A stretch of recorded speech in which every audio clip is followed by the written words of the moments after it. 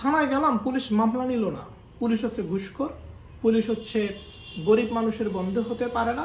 এভাবে আমরা পুলিশকে গালিগালাজ করি।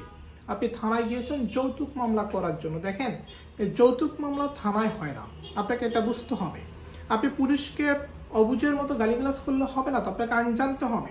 আপনি যদি যৌতুক মামলা করতে চান, আপনাকে করতে হবে আদালতে, কোর্টে।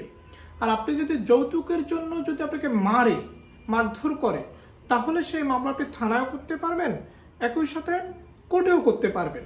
কিন্তু শুধু যৌতুক চাইছে, আপনার স্বামী আপনার কাছ থেকে যৌতুক চাইছে 5 লক্ষ টাকা দাও, অথবা আপনি আপনার স্বামীর কাছ থেকে যৌতুক চাইছেন বা স্বামী আপনার কাছ থেকে যৌতুক চাইছে, অর্থাৎ এই যৌতুক মামলাটা 2018 সালে যে যৌতুক নিরোধ আইন রয়েছে, এই আইনে যদি মামলা করতে চান যে আমার স্বামী আমার কাছ থেকে যৌতুক চাচ্ছে বা আমার বউ আমার কাছ থেকে যৌতুক চাচ্ছে, এই মামলাটা কিন্তু কখনো থানায় হবে না। শুধু থানার পুলিশকে গালিগালাজ করে লাভ নেই, আপনাকে আইন জানতে হবে।